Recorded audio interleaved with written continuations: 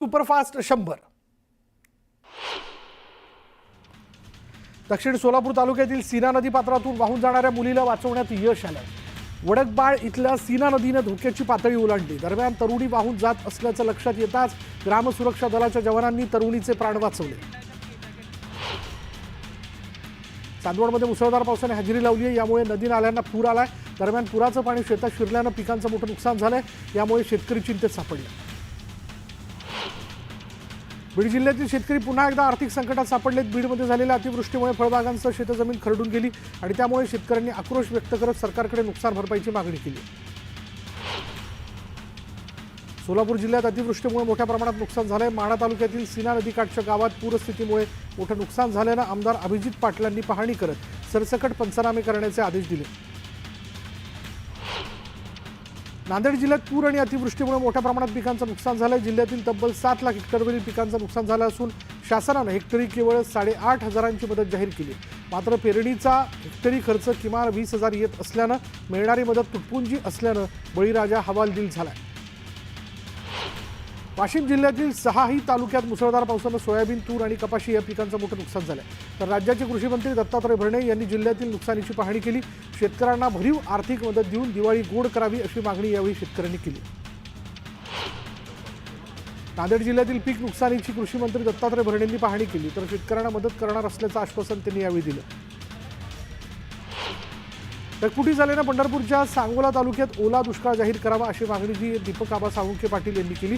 पालकमंत्री जयकुमार गोरे यांच्याशी संपर्क साधून नुकसानग्रस्तांना तातडीने सरसकट मदत द्यावी अशी मागणी ते करणार आहेत।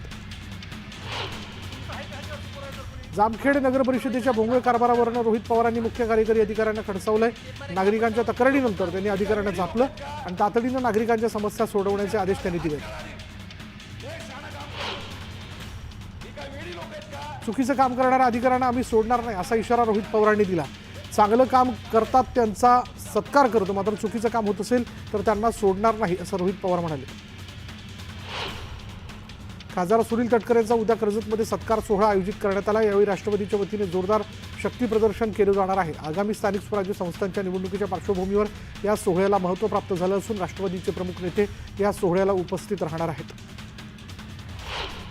पालकमंत्री असलो नसलो तरीही आम्ही काम करत राहणार, इच्छाशक्ती प्रबळ आहे, नवरात्र झाल्यानंतर त्याच्यावर मार्ग निघेल अशी प्रतिक्रिया देत भरत गोगावलेंनी पुन्हा पालकमंत्रीपदाची इच्छा बोलून दाखवली। आम्ही भाजपा शिवसेना युतीसाठी प्राधान्य देणार, मात्र ती युती प्रामाणिकपणे झाली पाहिजे असं वक्तव्य आमदार संजय गायकवाड यांनी केलं। तर स्थानिक स्वराज्य संस्थेच्या निवडणुकीसाठी 3 कोटींपर्यंत खर्च होतो असंही ते म्हणाले। आता आपण मोठ्या प्रमाणात डिजिटल ट्रान्झॅक्शनकडे चाललो आहे। बँकेचे सेव्हिंग अकाउंटही आपल्याला KYC करावे लागतात आणि त्यामुळे लाडक्या बहिणींसाठी KYC बंधनकारक करणं यात गैर काही नाही अशी प्रतिक्रिया मंत्री चंद्रकांत पाटील व्यक्त केली। मुख्यमंत्री जेव्हा सांगतात तेव्हा सर्वांनी ऐकलंच पाहिजे। मुख्यमंत्री फडणवीसांनी पडळकरांना समज दिली आणि त्यामुळे आता गोपीचंद पडळकर भान ठेवून बोलतील असा विश्वास दीपक केसरकरांनी व्यक्त केला। आनंद दिघेंनी ज्यावेळी शिवसेना घराघरात पोहोचवली त्यावेळेस संजय राऊत पाळण्यात झोके घेत होते। शहाजी बापू पाटलांनी दिघेंबाबतच्या वक्तव्यावरून राऊतांवर टीका केली।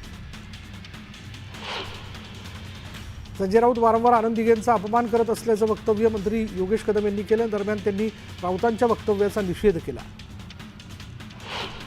भारत पाकिस्तान सामन्याच्या जाहिराती सोशल मीडियावरून प्रसिद्ध करू नका असं पत्र शिवसेना उभाटाकडून सोनी वाहिनीला देण्यात आलंय। दरम्यान आधीच्या सामन्यात जाहिराती केल्या, मात्र आता जाहिराती करणार नाही असं आश्वासन सोनी वाहिनीकडून देण्यात आलंय। मुंबई अहमदाबाद बुलेट ट्रेन प्रकल्पाचा आज महत्त्वाचा टप्पा पार पडला आणि या बुलेट ट्रेनसाठीच्या श्रीफाटा ते घणसोली मार्गावरील 4.88 किलोमीटरच्या लांबीच्या बोगद्याचा शेवटचा भाग ब्रेकथ्रू करण्यात आला। कंट्रोल ब्लास्टिंगद्वारे शेवटचा भाग तोडत बोगद्याचा हा टप्पा पूर्ण करण्यात आला। National high speed rail corporation लिमिटेडने याबाबतची माहिती दिली। हिंगोलीत कृषी मंत्री दत्तात्रय भरणे यांच्या ताफ्याला काळे झेंडे दाखवण्यात आले आणि ओला दुष्काळ जाहीर करण्याची मागणी करत शिवसेना उभाटा पक्षाच्या पदाधिकाऱ्यांकडून काळे झेंडे दाखवण्यात आले। दरम्यान पोलिसांनी आंदोलकांना ताब्यात घेतले। रिपब्लिकन पार्टी ऑफ इंडिया पक्षाचे राष्ट्रीय अध्यक्ष सचिन खरातांना धमकीचे पत्र आले। दरम्यान पत्राची योग्य ती दखल घेऊन सचिन खरातांना संरक्षण देण्याची मागणी खासदार सुप्रिया सुळेंनी केली आहे। त्र्यंबकेश्वरमध्ये पत्रकारांना बेदम मारहाण करण्यात आली। स्वामी समर्थ केंद्राजवळील वाहनांच्या प्रवेशाची पावती घेणाऱ्या लोकांनी ही मारहाण केली। जखमी पत्रकारांवर त्र्यंबकेश्वरच्या शासकीय रुग्णालयात उपचार सुरू आहेत। राज्यात कोणीही उठतं आणि दादागिरी करतं. हे राज्य कायद्याचं राज्य राहिलं नाही. अशा शब्दात काँग्रेस नेते विजय वडेट्टीवार यांनी पत्रकारांवरील हल्ल्याचा निषेध नोंदवला. सरकारने दोषींवर कडक कारवाई करावी अशी मागणी वडेट्टीवारांनी केली. पत्रकार मारहाण प्रकरणी मुख्यमंत्री देवेंद्र फडणवीसांनी कठोर कारवाईचे आदेश दिलेत. नाशिकच्या जिल्हाधिकाऱ्यांना फोन करून दोषींवर कडक कारवाई करा असे निर्देश मुख्यमंत्री देवेंद्र फडणवीसांनी दिलेत. पत्रकारांचं काम करतात, कोणीही कायदा हातात घेता कामा नये. मात्र मी पोलीस अधिकाऱ्यांशी बोलतो, पत्रकारांवर हल्ला करणाऱ्या दोषींवर योग्य ती कारवाई होईल असं स्पष्टीकरण उपमुख्यमंत्री अजित पवार यांनी दिलं. पत्रकारांवर झालेल्या हल्ल्याविरोधात राज्य मराठी पत्रकार संघ आक्रमक झाला. गावगुंडांवर कठोर कारवाई करा, अन्यथा राज्यभर आंदोलन करण्याचा इशारा मराठी पत्रकार संघाने दिला. सोलापुरातील एका सराईत गुन्हेगाराने तडीपारीच्या नोटीसला कोर्टात आव्हान दिलं होतं. कोर्टाने गुन्हेगाराला 1 लाखांचा दंड ठोठावला. इब्राहिम खाजासाब कुरेशी असं सराईत गुन्हेगाराचं नाव आहे. मोखाड्यातील एका शिक्षकाला कोर्टाने 7 वर्ष सक्त मजुरीची शिक्षा सुनावली आहे. 53 दिवस गैरहजर राहून हजेरी लावल्यानं रयत शिक्षण संस्थेची फसवणूक केल्यानं ही शिक्षा सुनावण्यात आली. आमदार हेमंत रासने यांच्या कार्यालयावर लोकमान्य नगरमधील रहिवाशांनी धडक मोर्चा काढला. रहिवाशांनी म्हाडाच्या घरांच्या विकासासाठी पुढाकार घेतला. मात्र आमदार हेमंत रासने यांनी विकास कामांना स्थगिती दिली. त्यामुळे लोकमान्य नगर बचाव कृती समितीने स्थगिती हटवण्याची मागणी केली आहे. गोपीचंद पडळकरांचा अहंकार वाढल्याचं वक्तव्य रोहित पवारांनी केले. पडळकरांनी जयंत पाटलांबाबत केलेल्या वक्तव्याचा त्याने निषेध केला. गोपीचंद पडळकरांना वरिष्ठांनी समज दिलेली आहे. जयंत पाटलांविरोधात केलेल्या वक्तव्यावरून रावसाहेब दानवेंनी ही प्रतिक्रिया दिली. गोपीचंद पडळकरांविरोधात कोपरगाव शहरात निषेध आंदोलन करण्यात आलं. पडळकरांच्या फोटोला जोडे मारत जोरदार घोषणाबाजी करण्यात आली. सातारा शरद पवारांच्या राष्ट्रवादीने गोपीचंद पडळकरांविरोधात निषेध आंदोलन केलेलं आहे आणि यावेळी कार्यकर्त्यांनी पडळकरांच्या प्रतिमेला जोडे मारून जोरदार घोषणाबाजी केली. पुण्यात जपानी मराठी इंग्रजी शब्दकोशाचं प्रकाशन करण्यात आलं. जपानचे वाणिज्य दूतावास प्रमुख यागी कोजींच्या उपस्थितीत हा प्रकाशन सोहळा संपन्न झाला.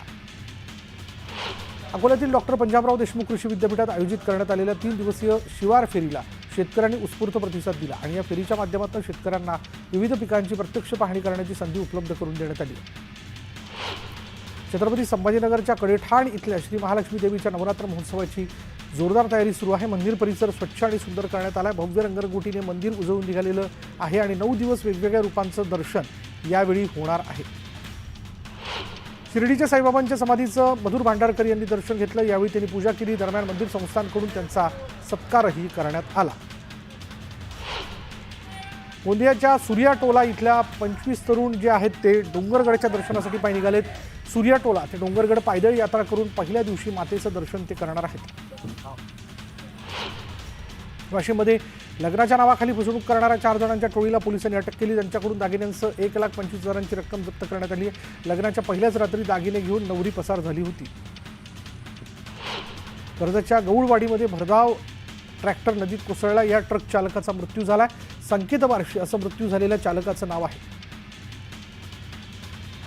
लातूर शहरातील औसा रोडवर कारमधून चोरट्यांनी रक्कम लंपास केली. यावेळी चोरट्यांनी कारमधून 29,70,000ची रक्कम चोरली आहे. चोरीची संपूर्ण घटना सीसीटीव्ही कॅमेऱ्यात कैद झाली आहे. माढा तालुक्यातील कुर्ले गावात भटक्या कुत्र्यांनी 3 ग्रामस्थांवर हल्ला केला. या हल्ल्यात 2 महिला आणि 1 तरुण जखमी झाला. या तिघांवर माणगाव उपजिल्हा रुग्णालयात उपचार सुरू आहेत. कारवरील नियंत्रण सुटल्यानं परभणीच्या जिंतूर शहराजवळ कारचा अपघात झाला. या अपघातात 2 जण गंभीर जखमी झाले असून जखमींवर जिल्हा शासकीय रुग्णालयात उपचार सुरू आहेत. भिवंडी बडपे मार्गावर भरधाव कारने एका दुचाकीला जोरदार धडक दिली. यात 2 जण गंभीर जखमी झालेत. अपघाताची संपूर्ण घटना सीसीटीव्ही कॅमेऱ्यात कैद झाली आहे. जखमी दोघांवर रुग्णालयात उपचार सुरू आहेत. सांगोल्यात 3 जण पाण्यात वाहून गेल्याची घटना घडली. यातील एकाचा मृत्यू झाला. दरम्यान 2 जणांचा शोध घेण्यात येतोय. गोंदियामध्ये लाचखोर सहाय्यक अधीक्षकावर एसीबीने कारवाई केली. पेन्शन रजेचे आणि इतर कामांकरता 1,50,000 रुपये लाचेची मागणी करताना रंगेहात अटक करण्यात आली. मनोज बाबूलाल जांभूळकर असं अटक केलेल्या अधिकाऱ्याचं नाव आहे. पुण्यात अष्टविनायक महामार्गावरील करडे परिसरात भरधाव डंपर घरात घुसलाय. सुदैवाने यात कोणतीही जीवितहानी झालेली नाही. अपघातात घराचं मोठं नुकसान झालंय.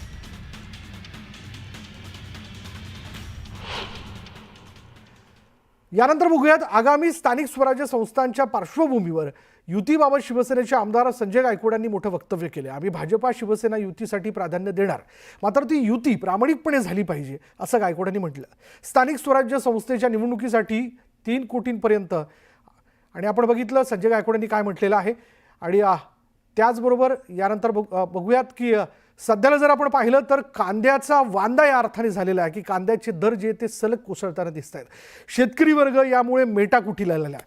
कांद्याला म्हणजे ज्या कांद्याकरता आपण खर्च करतोय तो खर्च देखील त्याच्या विक्रीतनं नेहमीप्रमाणे त्यांचा निघताना दिसत नाही आहे. न्यूज 18 लोकमत या सगळ्या घडामोडी वारंवार आपल्यापर्यंत पोहोचवतोय. बघूयात या संदर्भातला स्पेशल रिपोर्ट. कांद्याचे दर घसरले, शेतकरी संतप्त.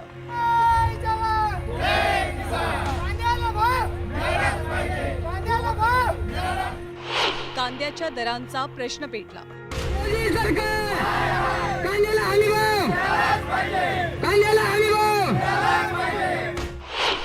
सरकारला कधी येणार जाग? कांद्याचे भाव पाडणाऱ्या मोदी सरकारचं, कांद्याचे भाव पाडणाऱ्या मोदी सरकारचं.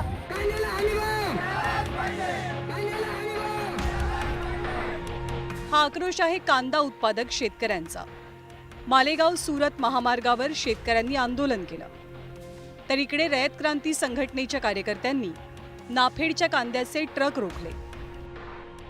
नाशिक छत्रपती संभाजीनगर महामार्गावर शेतकऱ्यांनी रास्ता रोको केला. कांद्याच्या दरात सध्या मोठ्या प्रमाणात घसरण झाली आहे. 8 ते 10 रुपये किलोनं कांदा विकण्याची वेळ शेतकऱ्यांवर आली आहे आणि त्याचमुळे शेतकरी रस्त्यावरती उतरले. भरपूर दिवसापासून शेतकऱ्याच्या कांद्याला भाव भेटत नाही, तर शेतकऱ्याची सरकारने चेष्टा लावलेली आहे. 7-8 महिने शेतकरी राबतो आणि यावेळेस शेतकऱ्याला कांद्याला भाव भेटत नाही. भरपूर चाळी खराब होत आहेत आणि 700 ते 800 रुपये शेतकऱ्याला अजिबात परवडत नाही. एकीकडे शासन कर्जही माफ करत नाही आणि शेतकऱ्याच्या कांद्याला भाव पण देत नाही. तर या सर्व धोरण शासनाचे चुकीचे आहे आणि निर्यात ही तातडीने खुली केली पाहिजे, जेणेकरून जागतिक बाजारपेठेत शेतकऱ्याच्या कांद्याला भाव भेटेल. तर या सर्व मागण्यांसाठी ज्या कांद्याच्या चाळी चढलेल्या आहेत त्यांना अनुदान भेटलं पाहिजे. या शेतकऱ्यांना आता न्याय भेटला पाहिजे.